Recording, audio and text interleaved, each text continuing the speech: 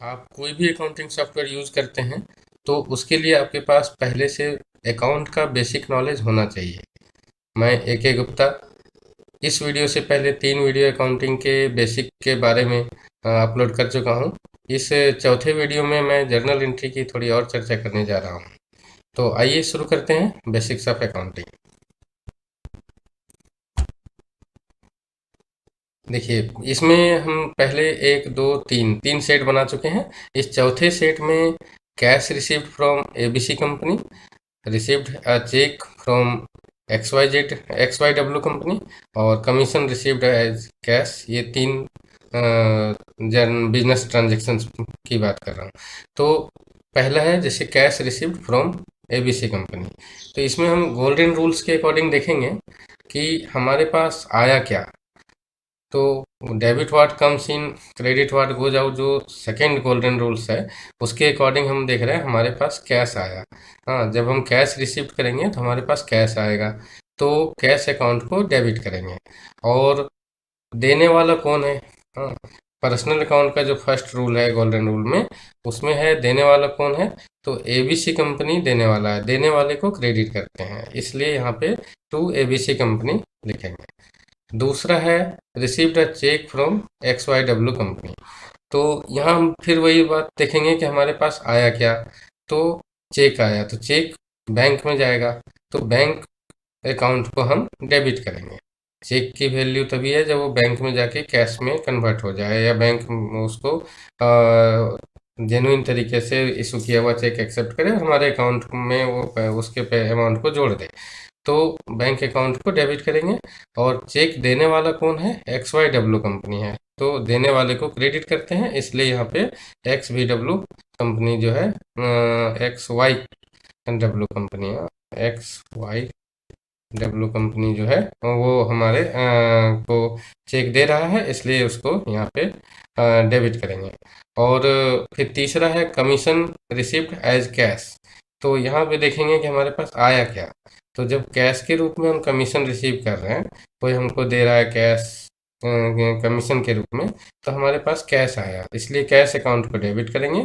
और हमारा जो नॉमिनल अकाउंट तीसरा है, जिसका गोल्डन रूल्स है कि सभी तरह के इनकम और एक्सपेंसेस से रिलेटेड, तो एक्सपेंसेस वहाँ डेबिट करते हैं और इनकम सारा और गेन जो है उसको क्रेडिट करते हैं। तो ये कमीशन हमारे लिए इनकम है, इसलिए यहाँ पे टू कमीशन अकाउंट किए, मतलब क्रेडिट होगा कमीशन अकाउंट, और इसको यहाँ पे 200 रुपये लिखे। ठीक है।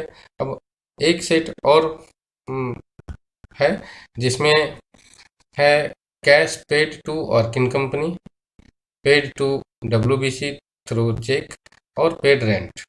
तो इसमें हम बात करेंगे कि जब हम किसी को कैश देंगे देंगे तो पाने वाला, देने वाला जो पर्सनल अकाउंट है, वो गोल्डन रूल्स में जो पर्सनल अकाउंट है उसमें है देने वाले को क्रेडिट करते हैं और पाने वाले को डेबिट करते हैं। तो जब हम वर्किंग कंपनी को कैश देंगे तो वर्किंग कंपनी इस पाएगा, तो पाने वाले को डेबिट करेंगे, इसलिए यहाँ पे वर्किंग कंपनी को डेबिट किए। और जब हम किसी को कैश देंगे तो हमारे पास से कैश जाएगा, इसलिए टू कैश अकाउंट किए, तो ये क्रेडिट हो गया कैश अकाउंट। ठीक है। Paid to WBC through cheque, तो यहाँ पे WBC कंपनी पाने वाला है, इसलिए उसको डेबिट किए और हमारे पास से चेक गया, यानी चेक के रूप में हमारे बैंक अकाउंट से पैसे गया, तो हमारे बैंक अकाउंट से पैसे घटा। तो ये रियल अकाउंट का जो रूल है गोल्डन रूल्स में कि आया तो डेबिट गया तो क्रेडिट, तो बैंक अकाउंट से पैसे गया मेरे, इसलिए हम इसको बैंक अकाउंट को क्रेडिट किए।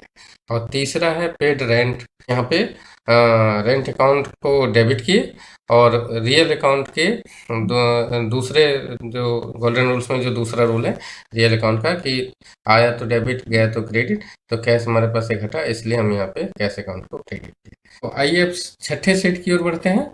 छठे सेट में है गुड्स गैव अवे चैरिटी 200 रुपये और लॉस्ट बाय फायर 100 रुपये।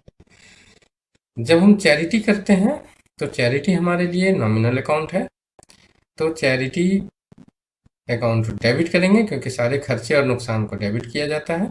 और सामान हमारे पास से चैरिटी करने के चक्कर में सामान हमारे पास से जाएगा, इसलिए हम परचेज अकाउंट को क्रेडिट करें। लॉस्ट बाय फायर 100 रुपीज है, मतलब आग से 100 रुपये के सामान का नुकसान हो गया, वो डेबिट करेंगे, क्योंकि सारे तरह के खर्चे और नुकसान को डेबिट करते हैं।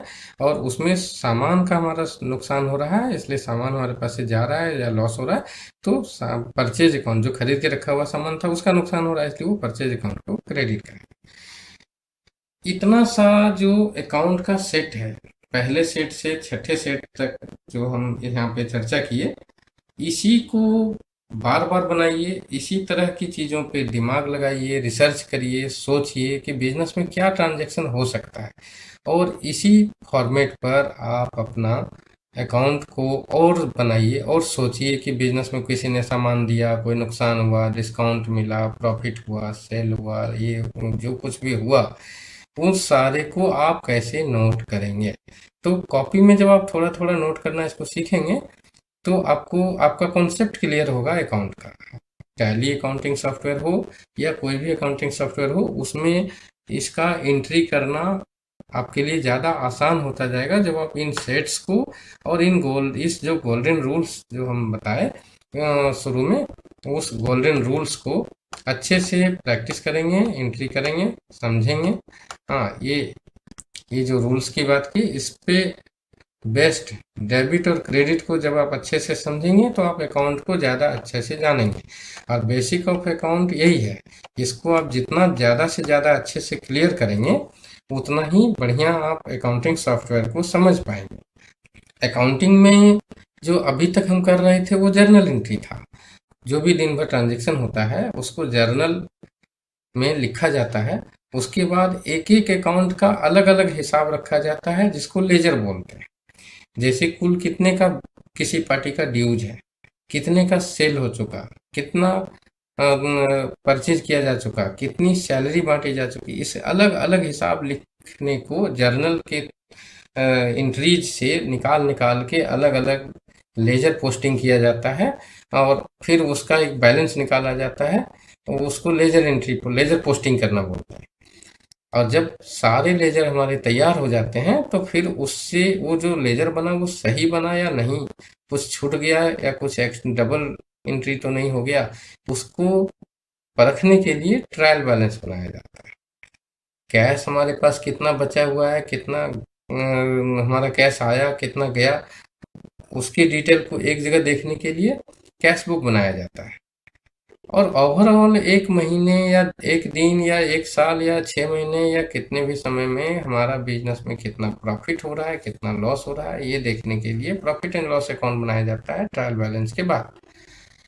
और ये जो प्रॉफिट एंड लॉस में हम सारे लेजर्स को लेके आएंगे, वो सही सही लेके आया या कुछ छूट गया, कुछ जुट गया, कुछ डबल हो गया, ये ऐसी गलती ना हो जाए, इसके लिए बैलेंस शीट बनाया जाता है। बैलेंस शीट में लायबिलिटीज और एसेट्स को बराबर जब आता है, तो हमारा पता चलता है कि प्रॉफिट एंड लॉस अकाउंट सही बना है। लेजर ट्रायल बैलेंस जब सही बैलेंस दोनों साइड डेबिट और क्रेडिट दोनों साइड का बैलेंस सेम आता है, तो पता चलता है कि लेजर सही बना है। इस तरह से अकाउंटिंग में बहुत सारे स्टेप्स हैं। आप जब अकाउंटिंग सॉफ्टवेयर यूज करेंगे, तो आपको सिर्फ जर्नल एंट्री जो हम इन सेट में बता रहे थे एंट्रीज, उसको करना पड़ेगा। और उसके बाद ये ledger, trial balance, final account, profit and loss, balance sheet, cash book, day book, stock का बैलेंस, सारा कुछ खुद ब खुद बन जाएगा। पहले जो कॉपी पे अकाउंटेंट काम करते थे, उनको सारा चीज करना पड़ता था, हर चीज करना पड़ता था। अभी अकाउंटिंग सॉफ्टवेयर में सारा चीज हो जाता है, इसीलिए अकाउंटिंग सॉफ्टवेयर सब बहुत पॉपुलर हुआ। और जो लोग कॉपी पे बहुत अच्छे से अकाउंट बनाते थे, वो लोग भी अकाउंटिंग सॉफ्टवेयर को हाथों हाथ लिए।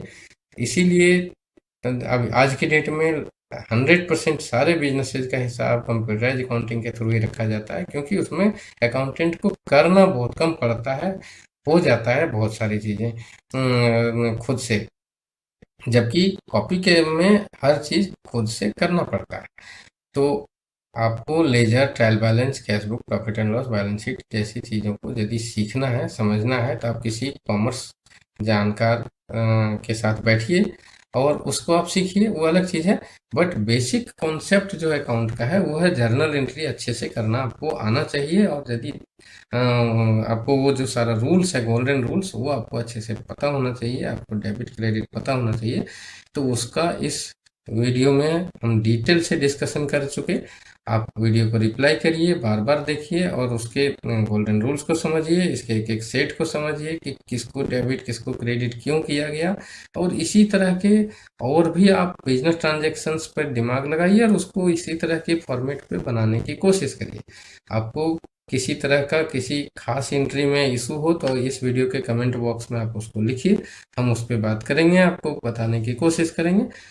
इस चैनल पर हमारे वीडियोस को देखने के लिए, लाइक करने के लिए, तो हमारे चैनल को सब्सक्राइब करने के लिए, अपने दोस्तों को शेयर करने के लिए आपका बहुत बहुत धन्यवाद।